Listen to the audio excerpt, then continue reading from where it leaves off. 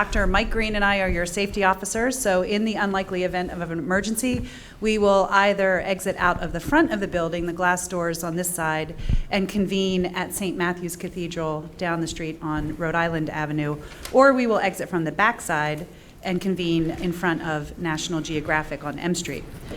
With that business out of the way, it is my great pleasure to introduce Ambassador Dennis Richardson, who has had an incredibly distinguished career that has helped shape Australia's foreign policy for many decades, and most relevant for us here in Washington, D.C., he has played a leading role at several key junctures of deepening alliance cooperation between Australia and the United States.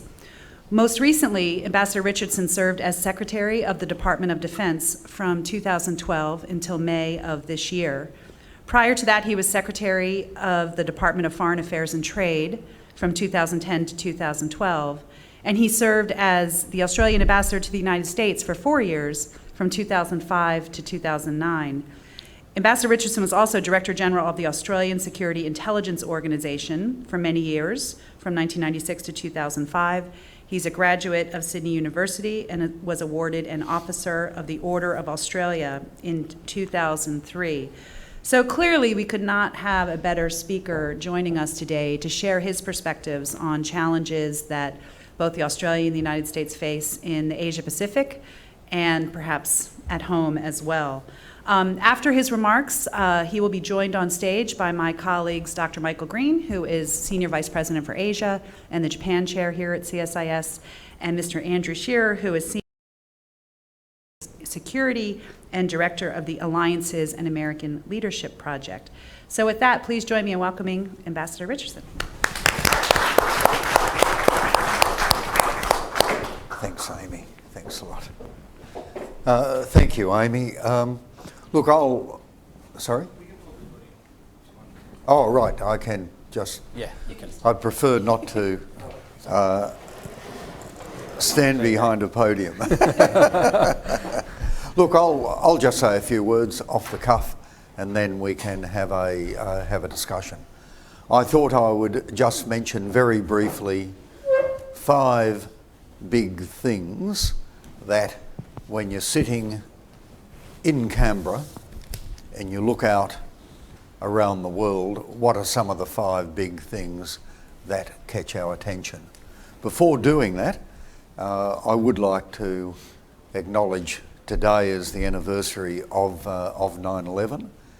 I'm very conscious of that because of the job I had at the time, working closely with American colleagues then. And indeed, Prime Minister Howard was in this city at the time of 9/11. This is, I first came to Washington on official business over 30 years ago, but this is the first time I've ever been in Washington on a holiday. Betty and I lived here for 4.5 years, but this is the first time we've actually been here on a holiday. We've been in the States for about a month, and after DC we'll go on to New York and Michigan before heading home. We've spent some time in California and drove from Montana down to Phoenix. Simply a reminder of just what a big, beautiful, diverse country this is. So really, really delighted, Amy, to be back here at that CSIS's invitation. I think the first issue, when we look out onto East Asia, the first issue for us at the moment is the obvious one of North Korea. I won't say much about North Korea. Every time I open the Washington Post or New York Times, I read about North Korea. The only point, I'd only make 2 points about North Korea. One, I do not believe that challenge is going to be resolved until Beijing comes to a view that the downside of the path down which North Korea is moving outweighs the benefits to Beijing. And I think at this point in time, Beijing does not have that view. The second point I would make is that there's a lot of attention given to the acquisition by North Korea of nuclear weapons, missiles and the like. I think it is highly unlikely that a nuclear-armed North Korea would attack the United States for the obvious reasons.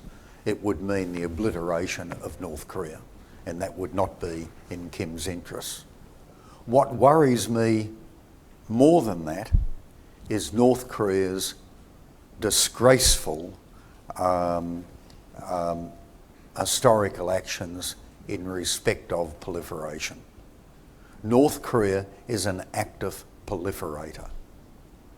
You might recall the Israeli attack on the nuclear facility in Syria in September of 2007, a Syrian program which the North Koreans were actively involved in. And my concern with the North Korean nuclear program is that is the temptation they would have to provide clandestine cooperation with terrorist and other groups, and the threat that could pose to other countries.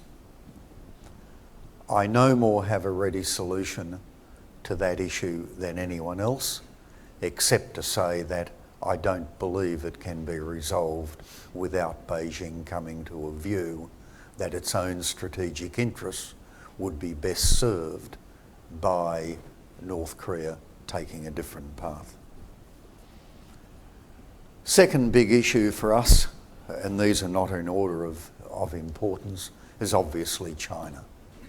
China's rise. China is now Australia's biggest trading partner. That, combined with the election of Donald Trump, has given rise to an active debate in Australia about the alliance. Issues relating to the alliance are always sit at the back of public policy debate in Australia. Occasionally it comes to the surface. It normally comes to the surface when decisions are taken in Washington which are controversial in Australia. We saw a debate about the US in Australia during Vietnam. We saw a debate in Australia about the alliance following the invasion of Iraq, of which we were part. This time, I think the debate is a little bit different, and I think it is a little bit deeper. It is deeper because for the first time since the Second World War, we have a disjunction between our largest trading partner and our strategic partners. And that has given rise to some tension in some quarters in Australia.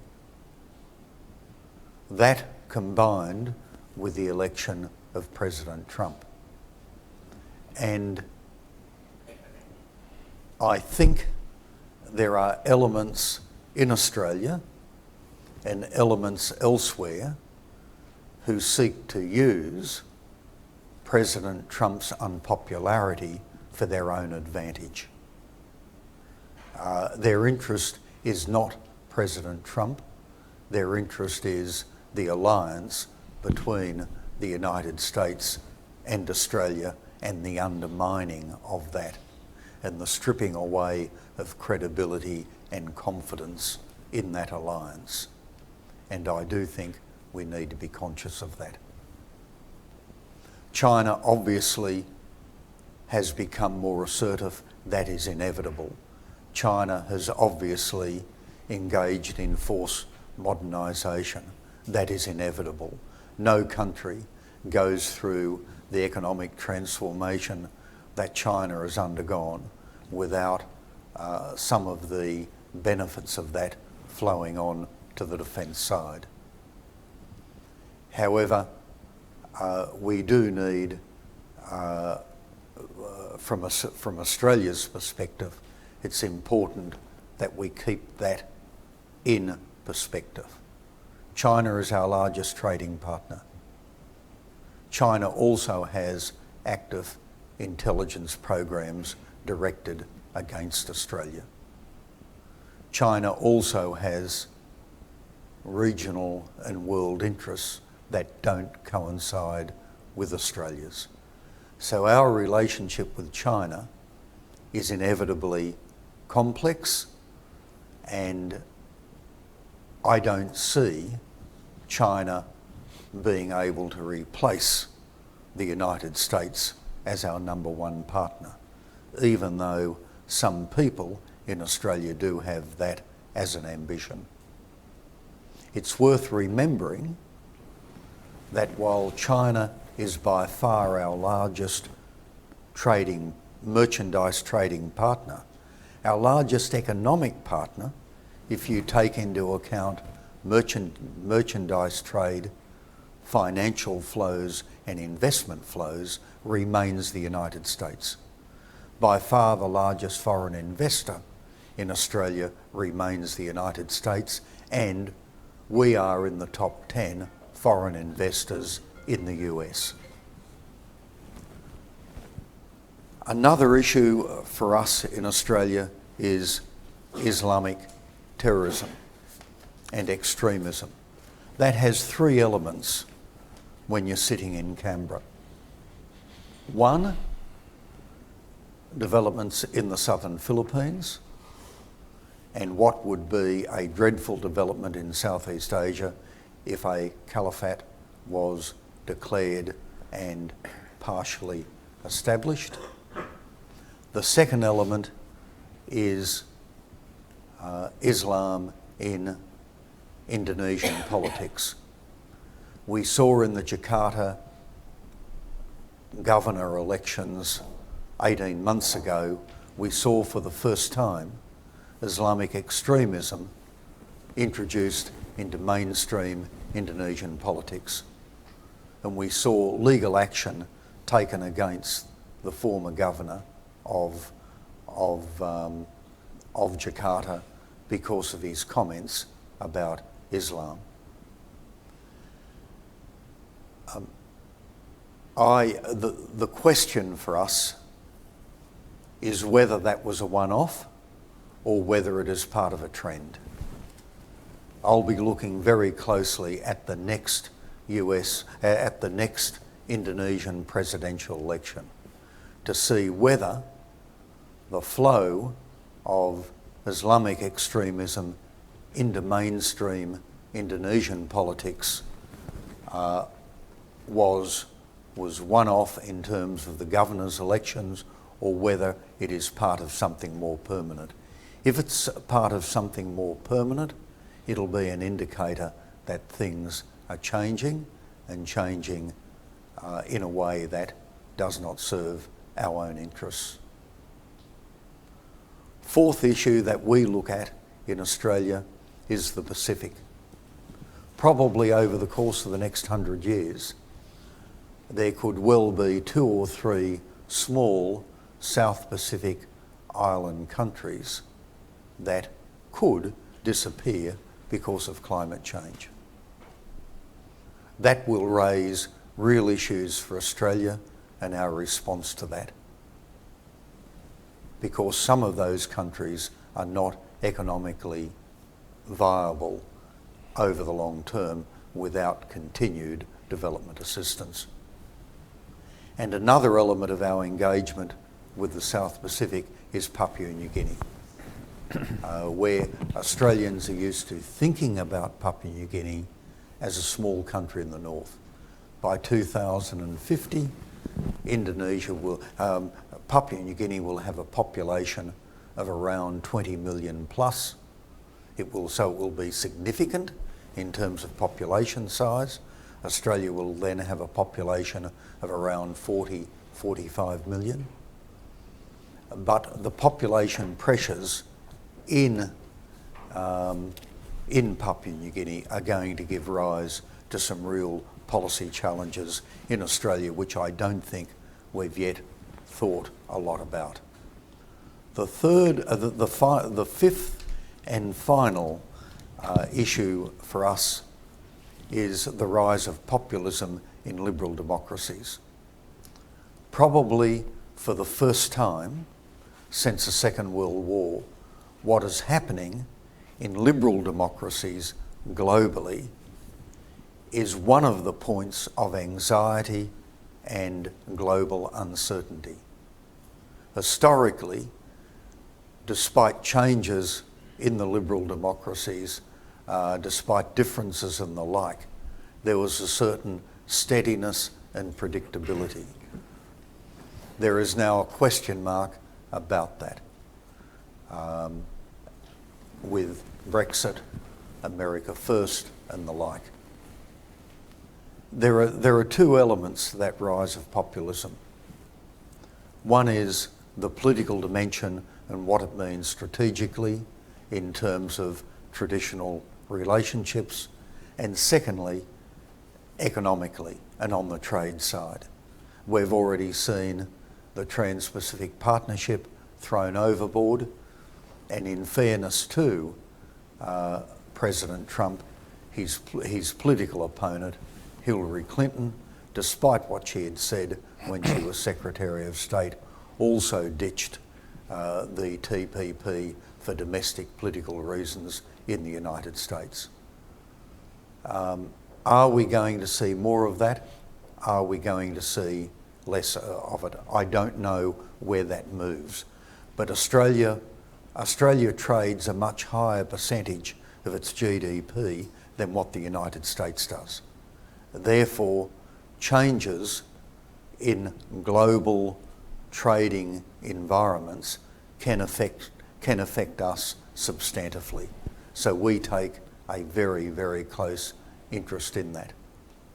Finally, I would simply repeat a remark that I mentioned before, and that is there are, I believe, elements in Australia and elsewhere who seek to use President Trump's unpopularity for their own purposes. And their purpose is to undercut the credibility of the alliance structure. And I think it's very important for people in Australia and elsewhere who have valued the alliance and continue to believe that it remains central to our strategic interest. I think it's very important for those of us who believe that to be prepared to engage in the public policy debate and not allow the popularity or otherwise of one person or of one administration to colour the way we see the broader strategic relationship. And I think that's true in Australia. I think that's true in Europe. Going back to North Korea, very briefly, I might just mention that Prime Minister Turnbull, I think you'll be aware, he was the one political leader who stated quite explicitly that an attack by North Korea on the United States would activate ANZUS, and we would be at war with North Korea if the North Koreans, in the unlikely event, decided to do that. That's all I want to say by way of intro. I think it's better if we devote the time to a general discussion about those broader issues and anything else you want to raise. I haven't mentioned India. There's lots of things we haven't talked about. Great. Please.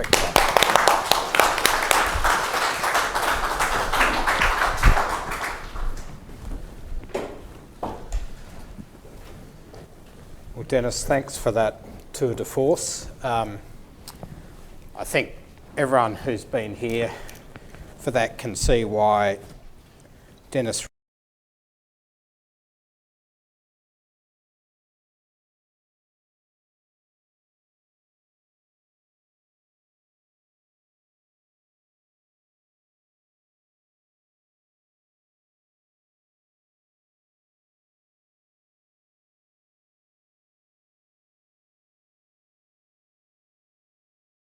What I thought we might do before just starting a little bit of a conversation about some of the many issues you've raised is ask my friend and colleague Mike Green just to give some responses to your remarks, and then we'll get into some Q&A. So, Mike.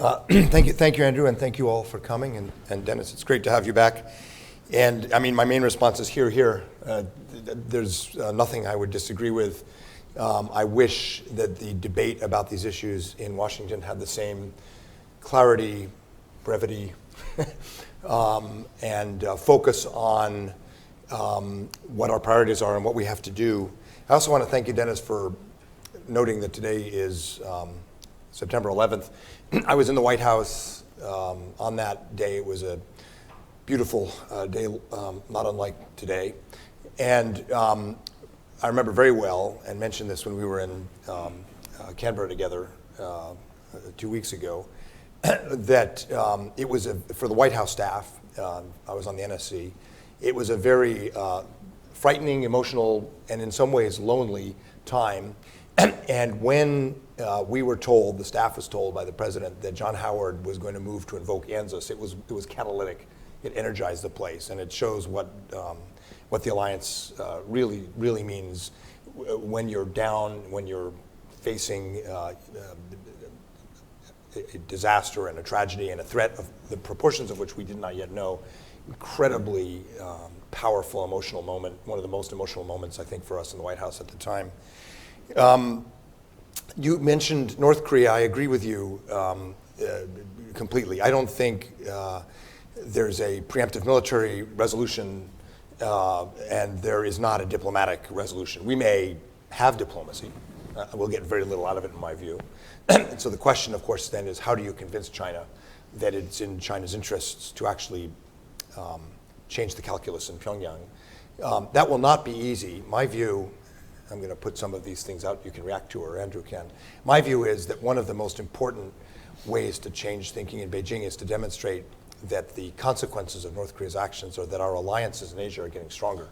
I personally don't think saber rattling is a credible way because it has a short shelf life. You can threaten war only so long before it's not credible anymore, and I think the White House is frankly getting to that point.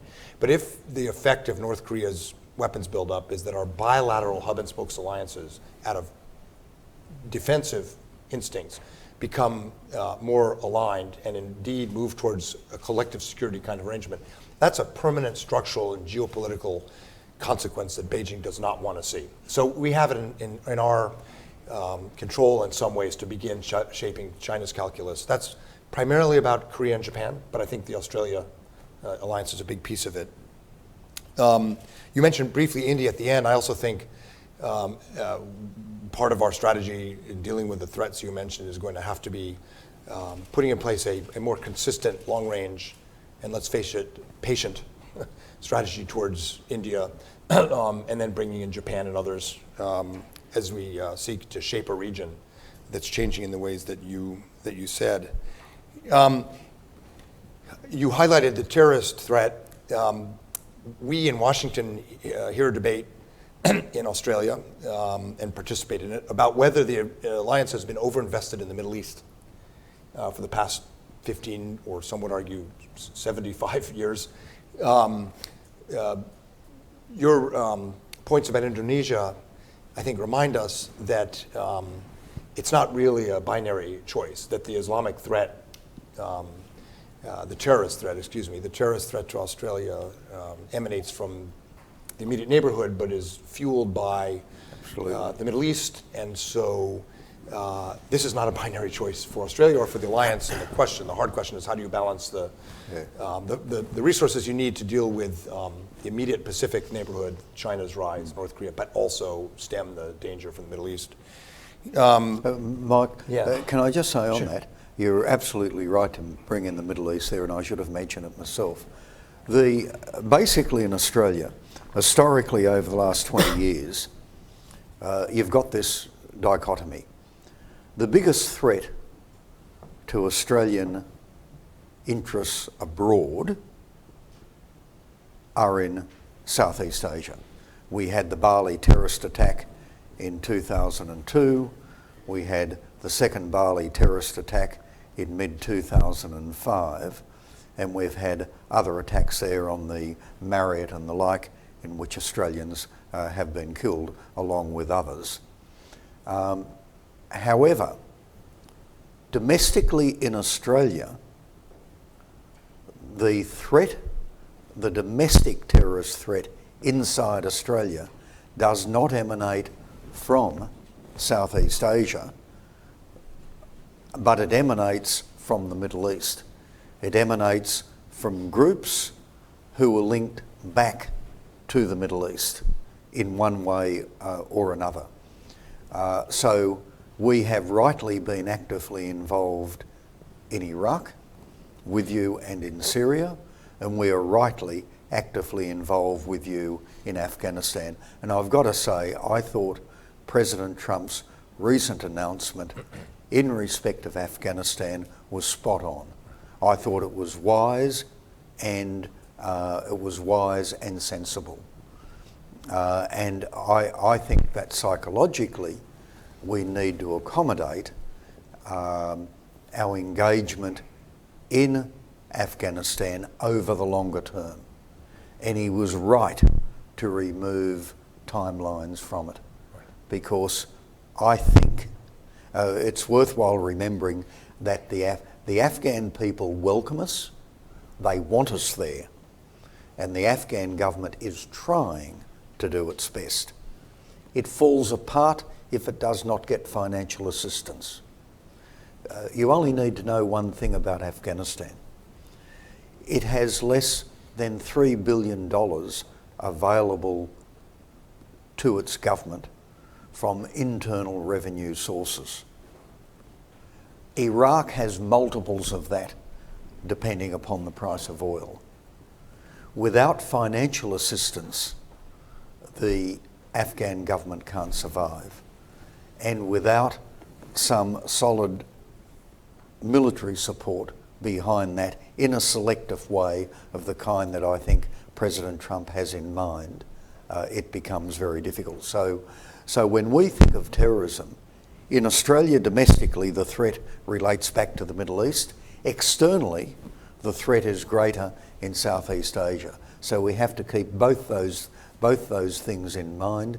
In terms of the Middle East and East Asia, we have this debate every year in Australia. Every white paper talks about East Asia. I would simply note we've had an Australian military presence in the Middle East since 1947, and I suspect we may have one there in another 40 years' time. I don't know. Well, I should wrap up and let Andrew start the discussion with you and with the audience. And thank you for that point. The last thing I would say is I'm glad you put on the table this debate in Australia and the idea that some would use the unpopularity of our president or the rising importance of China to Australia's economy to challenge the credibility of the alliance. That's a challenge we should actually embrace and take on. And our alliances historically are stronger after these kinds of shifts raise questions, and we as democracies have to re-engage the political classes and the public and the media about why this alliance is important. And the reason I think this will end well is because friends of ours who raise these questions raise them in a kind of philosophical way. But when you actually ask, all right, then what will Australia do to secure its economic and political interests, there's no answer. So the critics of the alliance have raised structural questions or philosophical questions or political questions, but haven't really provided their own answer for how Australia would take care of the challenges you just described. And so that's on us, people who've worked on this alliance and care about it, to begin that discussion. Last thing, I hope at some point you'll give advice to President Trump for his trip to Asia. This will be a critical visit in 2 months' time, and I don't think anyone knows what he's going to say right now. So this is a great opportunity while you're here to start filling that blank piece of paper with thoughtful ideas. Maybe people in the White House will take note. Well, what's that TV program called? Mission Impossible, is it? Yes, Mission Impossible. Yeah. We're not going to burn the tape. So thank you. No, pleasure. Well, Dennis, you've put a huge amount on the table. One thing that I think it would be really good to hear from you on is something which I think Australia is coming to terms with now, and it relates very much to this broader debate about the future of the alliance and where our relationship with China goes. But that's this kind of new element, I think, which is a sense in Australia of a much more active Chinese presence and a much more active attempt to influence Australian opinion. And you touched on some of the sort of intelligence operations that are underway, but there's been a lot of media interest lately in the broader question of political influence in Australia, and not least given your background as Director General of Security, it'd be great to get your perspective on that and how you think Australia's responding to that, how effectively, and what it means for the border. Yeah, I mean, up to a certain point, attempts to influence different is nothing new. It's a question of where you cross the line, and it's perfectly legitimate for China to seek to influence the domestic debate in Australia in terms of its own interests. I mean, up to a certain point, that's what you expect countries to do. That's what we all do in one another's countries.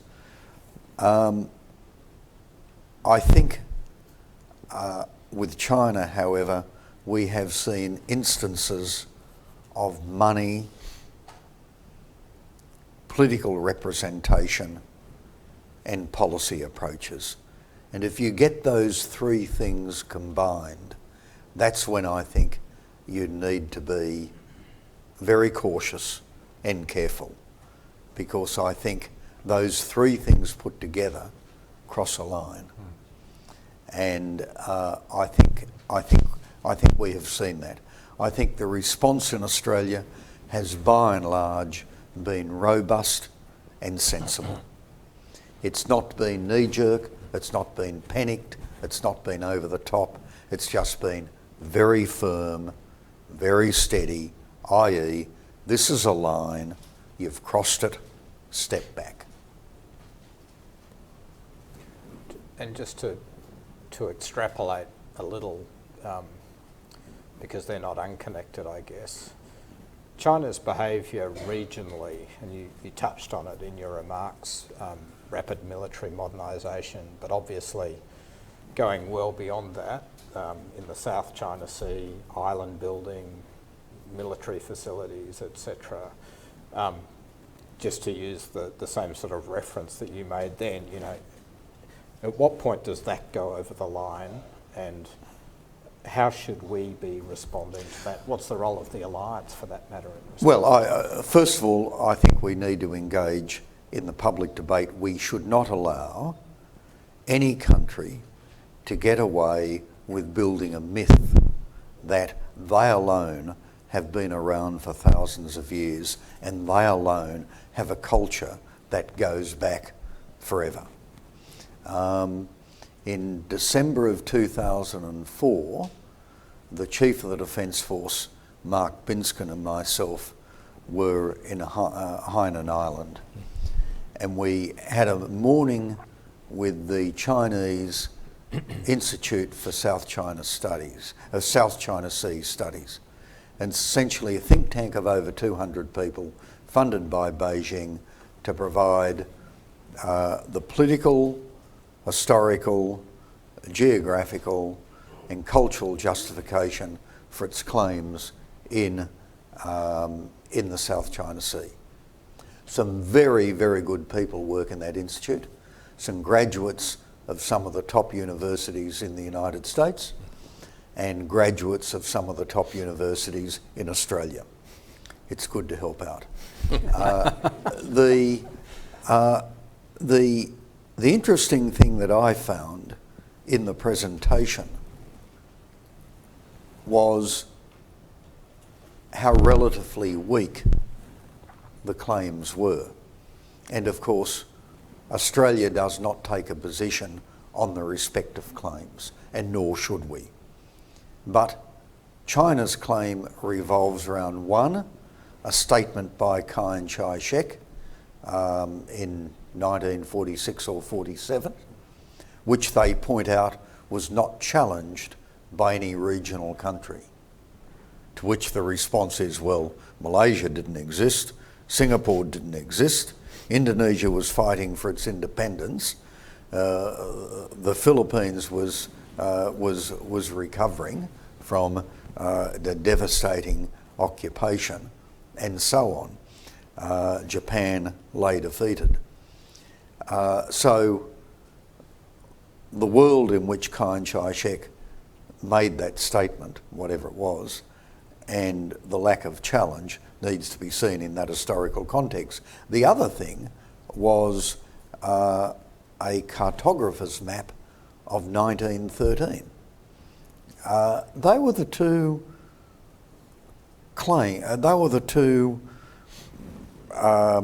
points around which they built a presentation of over an hour. I made a comment at the end of it that I thought it was all pretty weak and didn't add up to a lot. It upset a few people, and the PLA general who was accompanying us made a comment afterwards that it had been a very poor presentation by the Institute, and that he would need to talk to them, which I'm sure he did. But again, Vietnam and others have put military facilities on islands, they claim, which they shouldn't do. And the United States, incidentally, when it does freedom of navigation exercises, people forget that it's not only challenged the Chinese, it has challenged also the Vietnamese. The United States has been very consistent and proper in the way it's conducted those freedom of navigation exercises. But you enter a different arena altogether when you create artificial islands and you build military facilities on them and then claim that those islands generate territorial seas. And under the recent ruling by the tribunal in The Hague, very clear that no such thing exists. What China asserts, some of what China asserts in the South China Sea has no standing whatsoever under the law of the sea. And it's a great shame, I think, that the United States has never ratified the law of the sea, because it diminishes the moral and legal force of the US argument, which it references a convention which it itself has not ratified. So I think our general position in respect of the South China Sea would be helped considerably if that were to happen. However, it's not going to happen, therefore I can forget about it.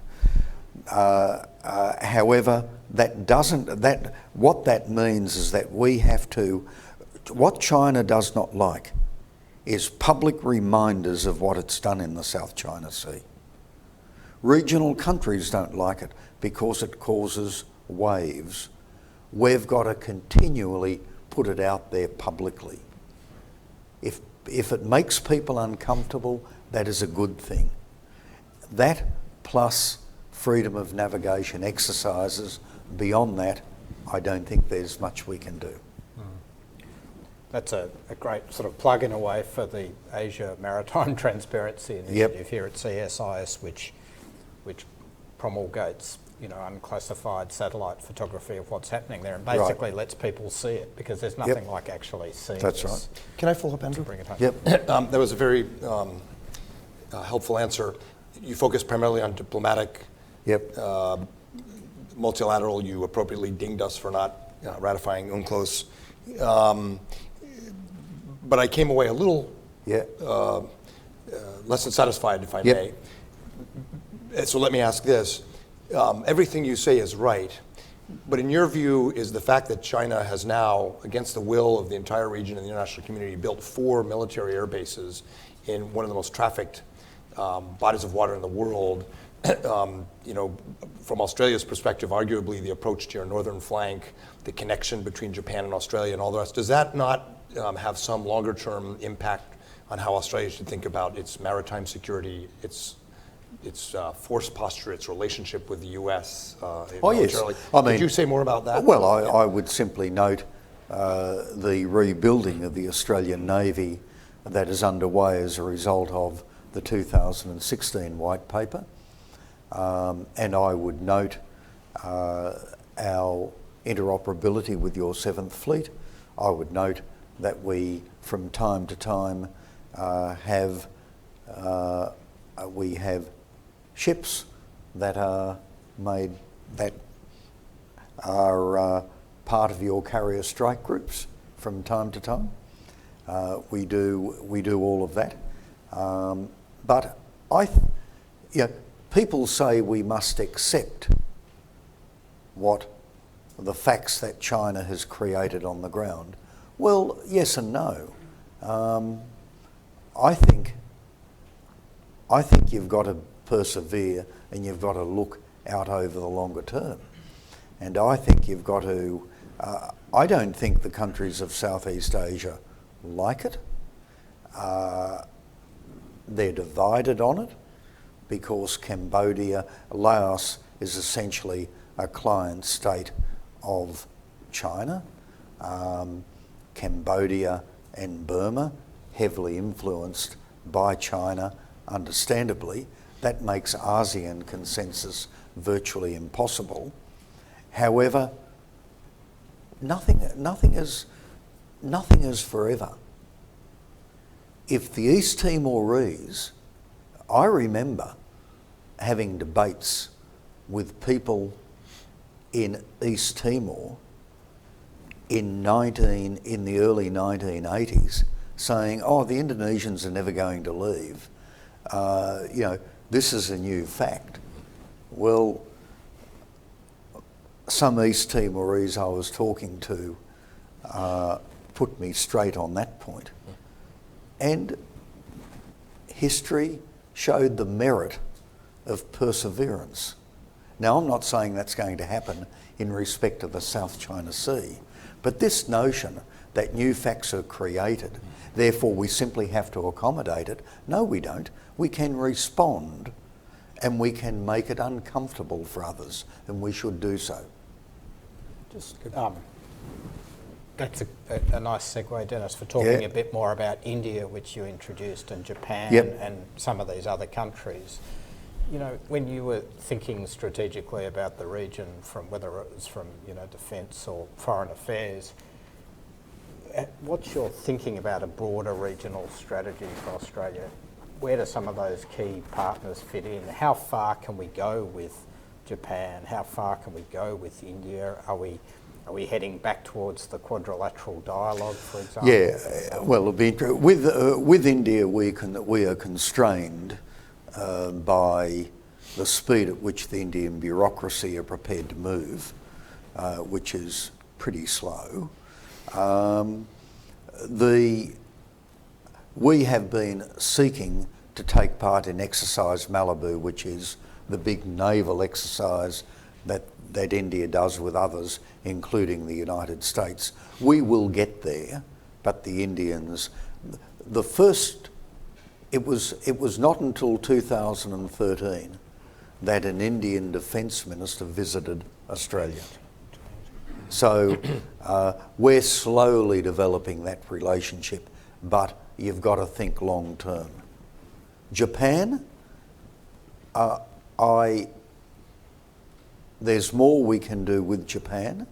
However, Japan also has its own interests which don't always coincide precisely with Australia's interests.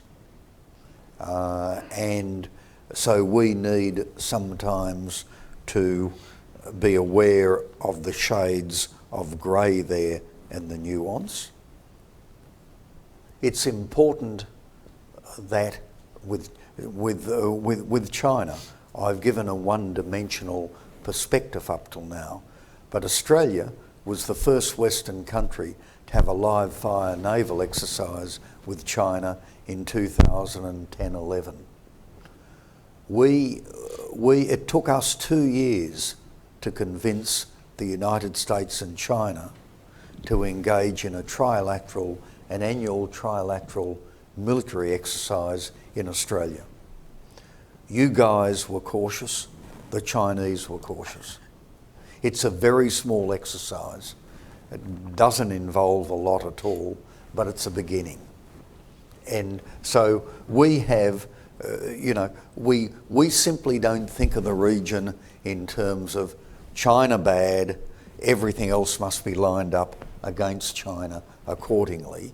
We think of, as you do, engagement with China trying to do, plus also putting in place and strengthening relationships which are important in their own right. Our relationship with Japan and our relationship with the United States and our relationship with Indonesia and with India are important irrespective of China. If China today signed up an alliance with the United States, that would in no way diminish the importance of our alliance with you. If China and the US became best friends tomorrow, I would not be arguing in Australia that that was a reason to give ANZUS away.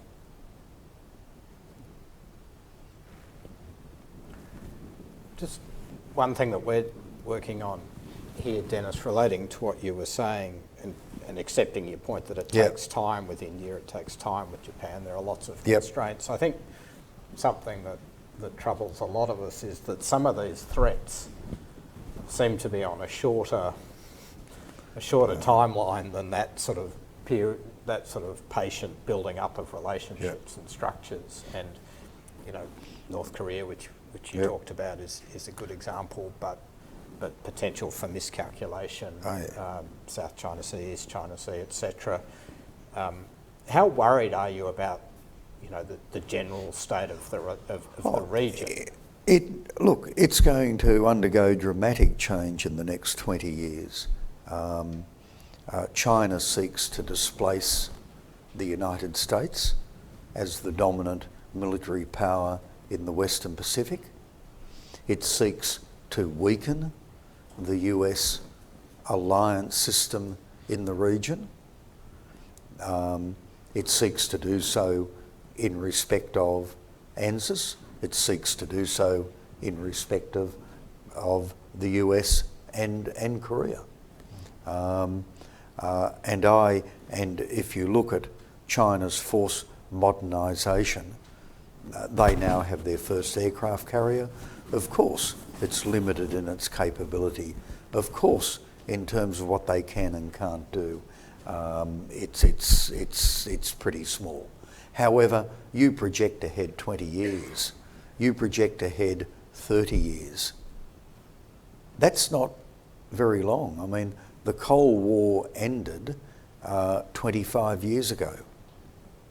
Project ahead 25 years, and what? That is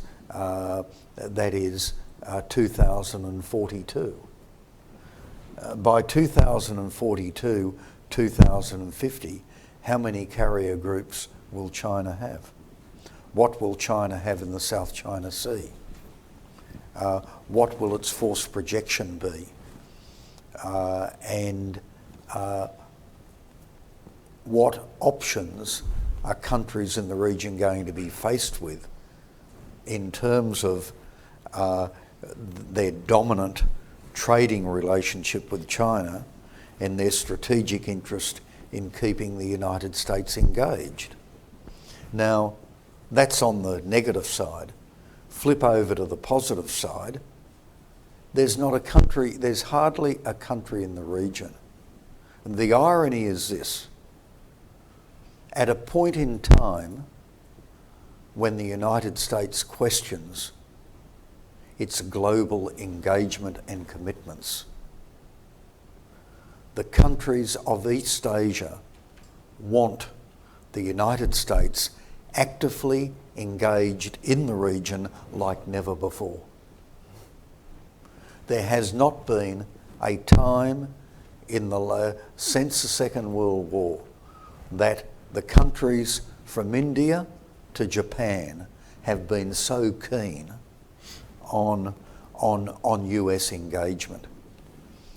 And you leave aside North Korea and you leave aside a couple of other countries, every other country in that arc would prefer to have the dominant partner being the United States than China. That's a statement of fact. Now, that's not a bad position for the US to be in if it's prepared to take advantage of that. Hence the importance of President Trump's visit and what message he sends. Hence the disappointment in respect of the TPP.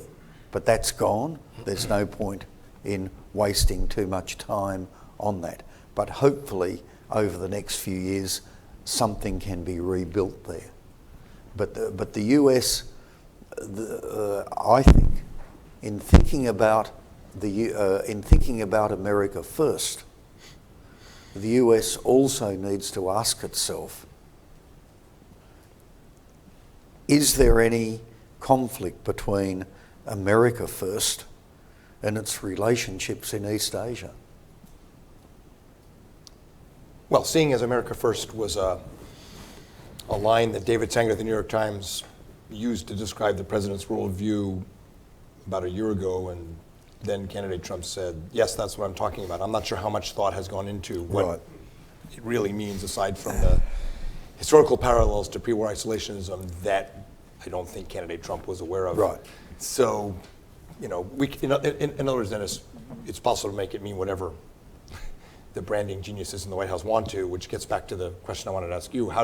What is the message? I mean, I personally am doubtful that the letters T, P, and P will appear on the president's trip, or put another way, if they do, it won't be a good thing. So there's a vacuum there on the trade side. But is there a message that would be well received that could get through all of the media, including in this country, in particular in this country, who will be prepared to paint it negatively? What is the signal the region needs to hear? President Obama got an earful in his 2009 trip. In his 2011 trip, laid out TPP, the upgrading of the alliance with Australia and other things. It'd be better that this president not do it in response or reaction to how the trip goes, but have thought about it. It's a bit of a hard question, but it's not quite mission impossible. Oh no, I think you simply need to talk with clarity and factually about the region and about US engagement, interests and the like. I don't think there's any magic to it. I think it's as simple as that. President Trump came to the 75th anniversary of the Battle of the Coral Sea on the USS Intrepid in early May, and he spent the whole evening there. He was very engaged. I thought it was really excellent, and I think there was no effort to browbeat him on anything, but I think he probably left that evening with a sense of the Australia-US alliance which he may not have previously understood historically. And I think there will be opportunities like that during his visit. I don't think you need to lecture, and indeed I wonder whether that would be the productive way to go anyway.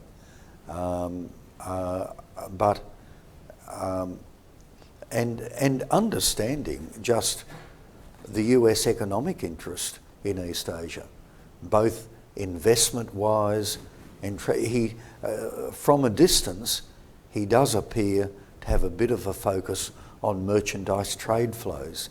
There appears to be a bit of a blind spot there in terms of investment flows. And when you look at wider financial investment flows in the region, the United States has vast interests. And I think it's a question of quietly getting that message across. I wouldn't be putting it across with an anti-Chinese flavour. I don't think that is the right way to do it. There are messages there in respect of China and in respect of the US. There are messages there, but I don't think it should be put in terms of an either or. A lot of the administration's messaging from cabinet level, at least, has been fine. I think it's just a need to hear it consistently from the top. Yeah. I am going to open it up, but I do want to ask Dennis one more question, not least because of the anniversary that it is today. But just back to terrorism, because I think we're at the start of a new phase of, if you like to say the war on terror. I know some people don't like to say it, but it does seem to me that as the coalition succeeds in sort of squeezing ISIS further and further in Syria and Iraq, we're in a new phase where we're going to have this outflow of foreign fighters. We're going to have problems like you referenced in the southern Philippines. How should we be thinking about that? How serious is it as a threat? You hear this argument that, more people die falling out of bed every year, which I always personally detest, but some people argue that this is not a sort of existential strategic threat, and therefore we should prioritise otherwise. Where do you stand on those? It doesn't constitute a broader strategic threat in the same way as other developments do. However,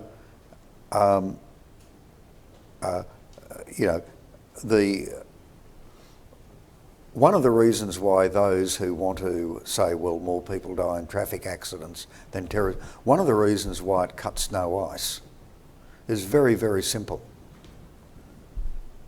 Most people take a view that when you get behind the steering wheel of a car and when you go to cross a road, you have some control over your life, some control over your own actions. There is a vast difference between being hit by a car crossing Massachusetts Avenue than going about the mundane business of living, walking down a street, being killed by a terrorist. I mean, that is not something over which you have control. That is outright murder. And most people are common sense. That's why I think the argument for those who seek to diminish the impact of terrorism on the psychology of countries are not listened to.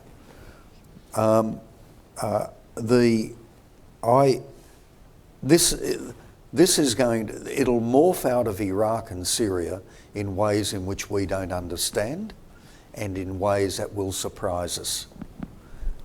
This will be something that will be with us for decades because, and elements of it can only be ultimately addressed within Islam itself.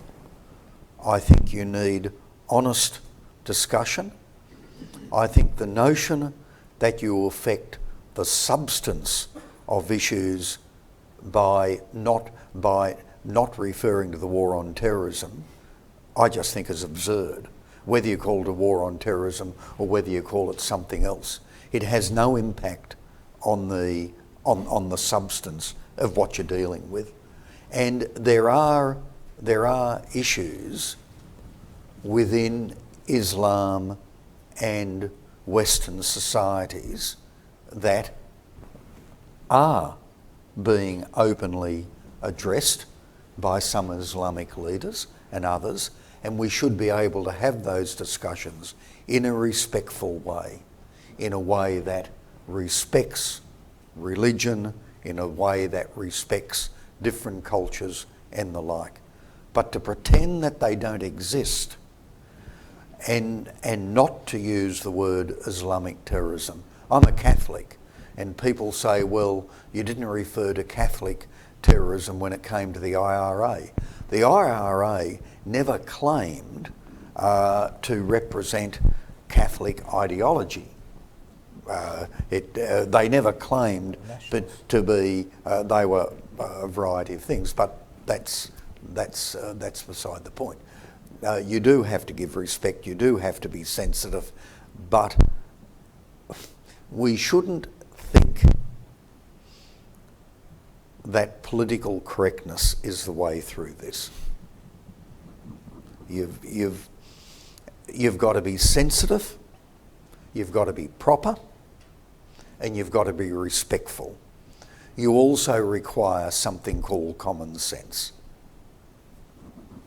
Great answer, thank you. I'm going to turn it over to the audience. We're going to go first to Stan. I'm going to ask that you wait for the microphone and please identify yourself. So Stanley Roth first, and then Sir, I'll come to you, and Dick.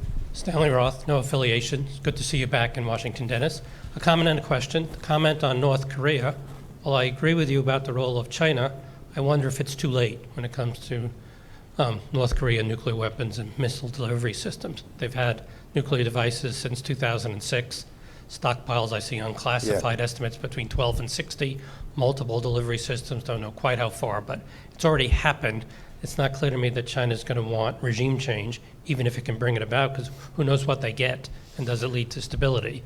So that's just a comment. The question is about the alliance, because you made a point twice, beginning and end, about whether it's under attack by some in Australia. Elements, I think, was the word you used. And the question is, can we do something about it other than wait out President Trump? And I'm wondering, back in the bad old days when the Japan alliance was under attack, Mike was very involved.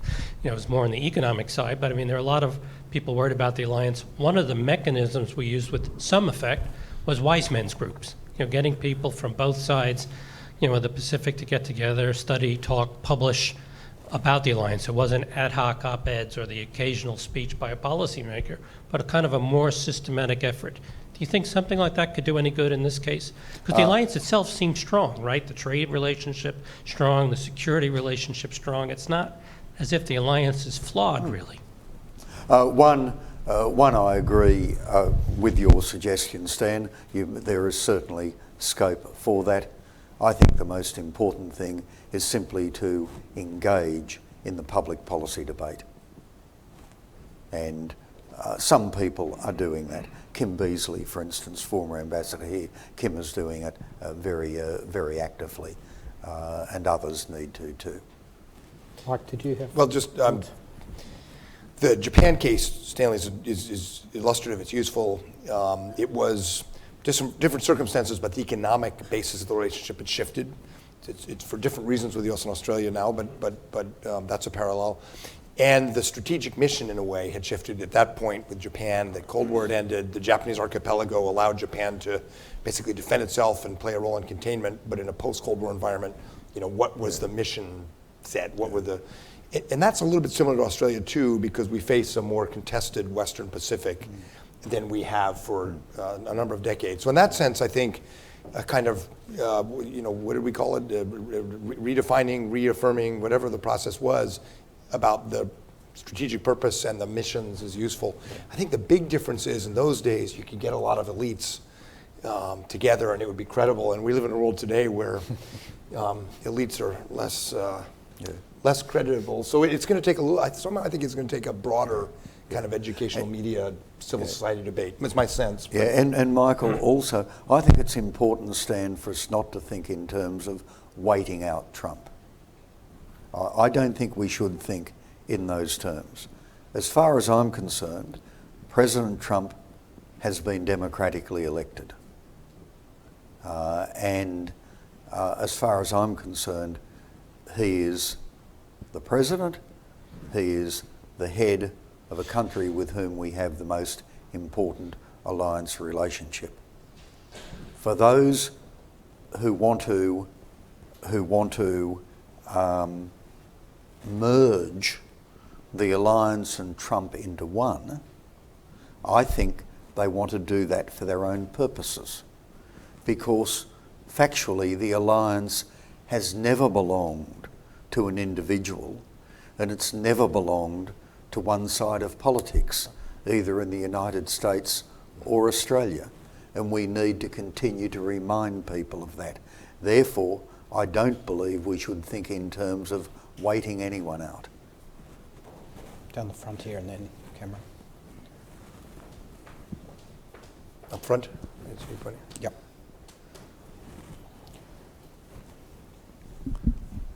Mike Macetic, thank you very much for your appearance. You mentioned Kim Beazley, but I got the impression, particularly with the anniversary of the fall of Singapore back earlier this year, and a lot of Australian politicians were at the ceremonies, that there was a fairly sharp turn in a lot of Labor Party leaders, both past and present, saying, well, Singapore caused us to change our major defensive protection. Maybe it's time to think about this again.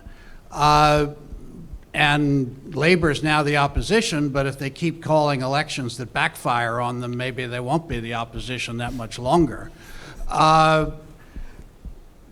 Do you think that if Labor in office under Bill Shorten, or whoever becomes prime minister, would actively work to change the direction of Australia's alliances? No, I don't. I think both the opposition leader, Bill Shorten, and the opposition foreign policy spokesperson, Penny Wong, are sensible on this. They have been consistent in what they have stated publicly. However, there are some former Labor leaders who have urged change, and there are some prominent people in the Australian Labor Party who have talked about the possibility of change. And it's precisely because of debates like that are going on that it's important for others to engage in the public policy debate. Cameron Stewart down the front here, and then I'll go up the back. Thank you, Dennis. Cameron Stewart. I wanted to ask you, just following on from that, yes, when you talked about elements that you are concerned about in Australia who try to exploit the President Trump's unpopularity, you mentioned their former Labor leaders.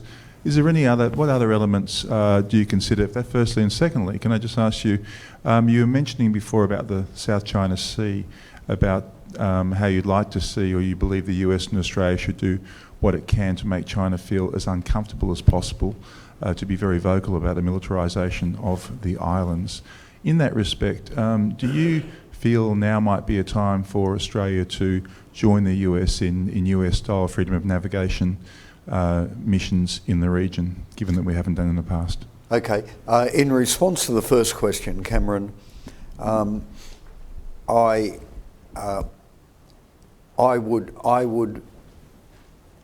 would question whether some of the comments made by some people in Australia about our relationship with the United States since the election of President Trump would have been made by those same people if Hillary Clinton had have been elected president.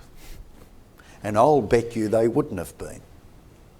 And those same people are aware that the alliance has never been dependent upon personalities. So there's a certain degree of intellectual honesty there. I may be doing some people an injustice, but I suspect, for the most part, many of the comments made since the election of President Trump about the alliance would not have been made if Hillary Clinton had have been elected.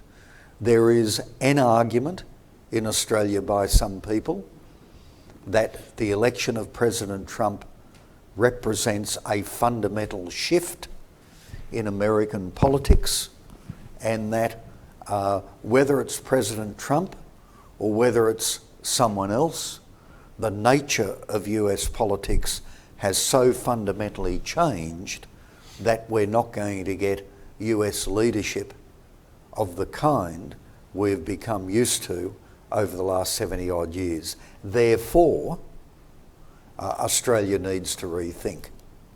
That is a deeper argument that cuts into US domestic politics. And on that I would simply say that even if you're inclined to that view, it is sheer nonsense to jump to that conclusion after a matter of months, before even the next election, the election after that, etc. In respect of the South China Sea, I would query us doing freedom of navigation exercises with the US. I think we should simply do them. However, we have always respected the 12 territorial miles around the disputed islands, because we've always taken the view that those islands do belong to someone. So we've been consistent in that. However, there are features which, under any reading of the law of the sea, do not constitute islands, and on which the Chinese have built facilities. I believe Australia and other countries should, as a matter of course, be sailing within 12 nautical miles of those features, as a matter of course. It shouldn't be something that we do once a year. It should be something that should be regular. And we all have an interest in that. Now, whether we, I don't think that's going to happen soon, but that would be my ideal outcome. That was pretty clear. The lady up the back, and then I'll come to John, and then the lady in purple. Thank you, Secretary. In Jung Cho with the Voice of America. Is North Korea considered a direct security threat to Australia, that North Korea may actually strike Australia? Or is this an alliance issue that Australia will step in and assist when North Korea strikes the United States? And how is this North Korean missile capabilities taken into account in Australia's Navy reformation? Thank you. Okay.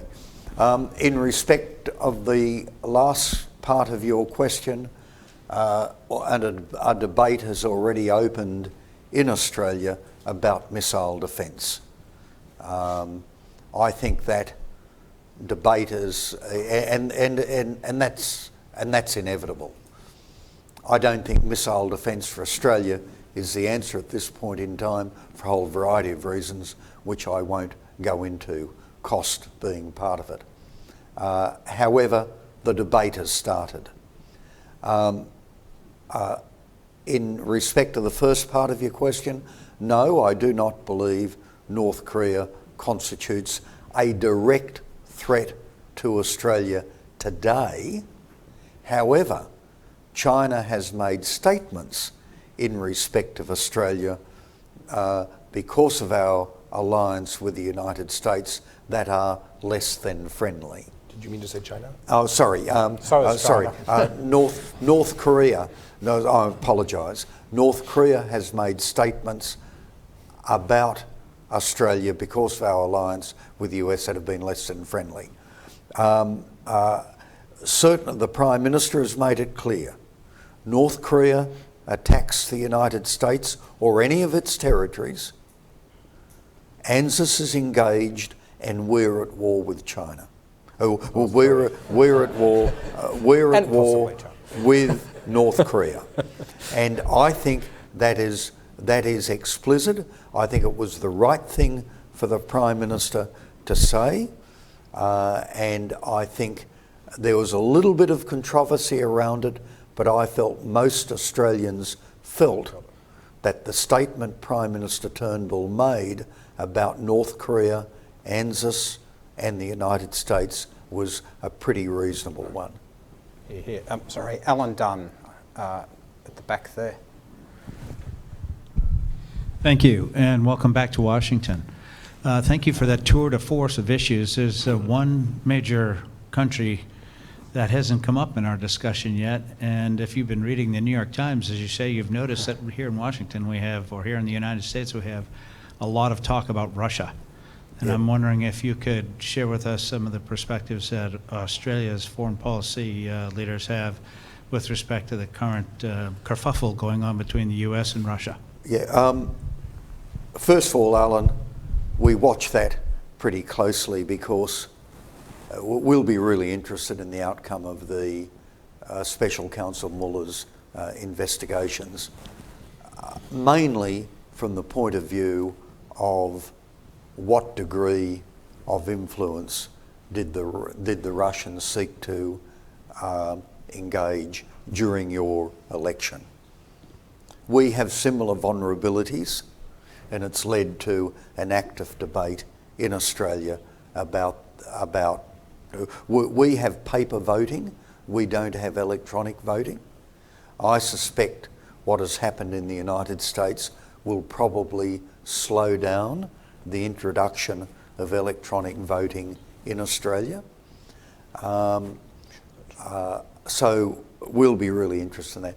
Russia does not loom as large on the Australian strategic horizon as does China and other countries.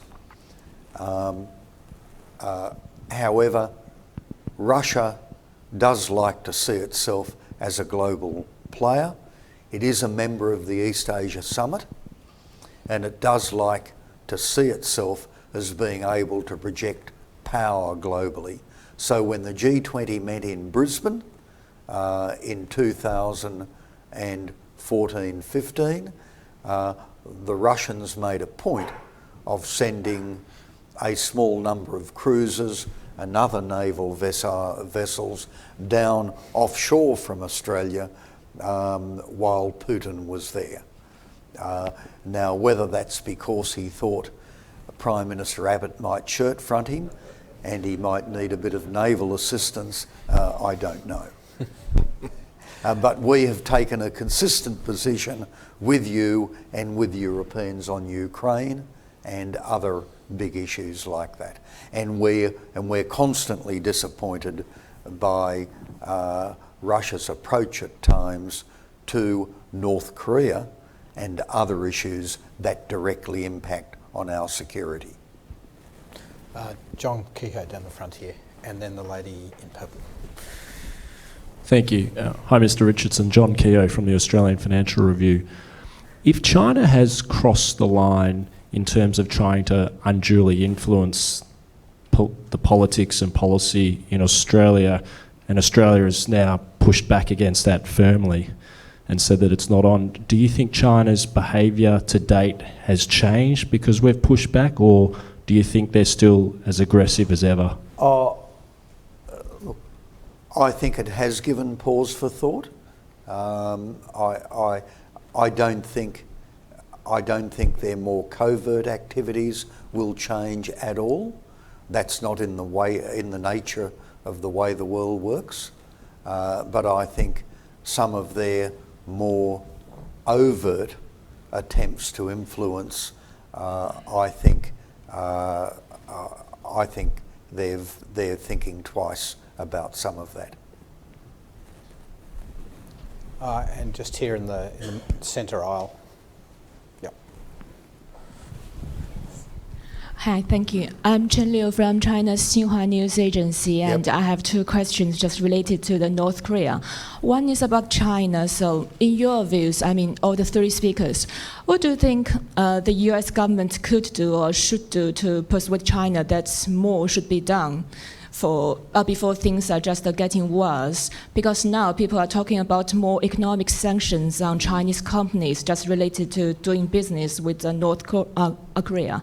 And even talking about the sanctions on the big Chinese companies, banks, like the Bank of China or even the Commercial Bank of China. So do you think that's really a possible thing or could be working? And secondly, it's about the Japan and South Korea, because after this nuclear test and the ballistic missiles flew just over Japan, it is really rational just for Japan and South Korea to become kind of a panic. And I think the US has already agreed to sell more anti-missile systems or weapons to the two countries. So it is not all impossible if the two countries just ask the US that maybe we should develop our own nuclear weapons, or maybe you should give us the nuclear weapons. So how serious do you think that the US government will consider these options? Thank you. Okay, a couple of questions. One, in terms of sanctions on Chinese companies, I'll leave that to Mike to address. I was in Dandong last October on the border of China and North Korea, and you can't be there without being struck by the endless line of trucks going from China into North Korea. Endless line. You can wait, you can be there all day, you can be there for 48 hours, and you'll see nothing but an endless line of trucks moving in.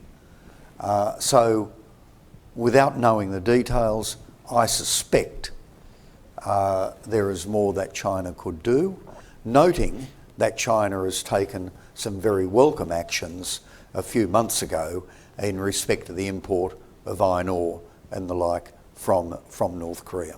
So I do acknowledge what China has done there. In respect of South Korea and Japan, when I've spoken to the Chinese, I've said, look, I'm not speaking for the Australian government, but how do you see all this playing out in terms of your own strategic environment and interests? Do you, China, consider that it's in your strategic interests to see a nuclear-armed Japan, a nuclear-armed South Korea? And I said, that might appear exaggerated at this point and is not an immediate possibility. But if North Korea continues to go down the path it is, and if it continues to talk the way it talks, how do you expect countries like Japan and South Korea to ultimately respond? It may not be for another 20, 30 years. I mean, it would take an enormous change in Japan for Japan to think in terms of acquiring nuclear weapons. It would be a watershed. It would be traumatic. So highly unlikely at this point in time. But you don't know where things move, and I don't think. I think China needs to think about this very carefully, because I think if you look ahead 20 years, I don't think you could exclude the possibility of Japan and South Korea moving in that direction if we don't get change in North Korea. The final thing I might say in respect of North Korea, I would rest easy at night if the regime in North Korea was a genuine Beijing puppet. I have confidence in China as a nuclear power. China's record on nuclear proliferation has been pretty good. China, by and large, has been a highly responsible nuclear power. Any regime that was a complete puppet of Beijing's, I would feel more comfortable with. But that's another story.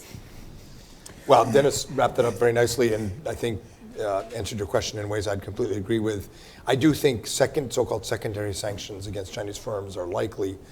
I don't think it'll be the biggest banks, but the reality is you don't have to go to Dandong. There are plenty of reports about Chinese companies that are providing dual-use materials to North Korea in complete violation of existing UN Security Council sanctions, and that's just not something that is going to be tolerated, I think, by any administration in the U.S. But that's where we are right now. Hopefully where this leads is to a much more active effort to cooperate between the U.S. and China to constrain North Korea's ability to not only import materials, but also, as Dennis said earlier, begin putting in place ways to stop them from exporting or proliferating. And this is a vital interest for the U.S., a major threat to our allies and to our homeland. And if Beijing doesn't get more serious about helping us, it's going to be damaging for U.S.-China relations. There's no way around that. But I think we have an opportunity to build those patterns of cooperation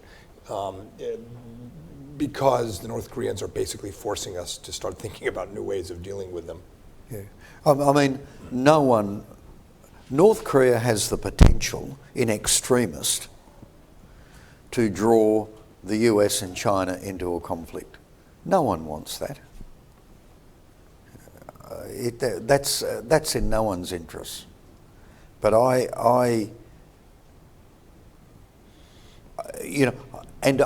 recognise that China considers North Korea to be a very close ally in its own way.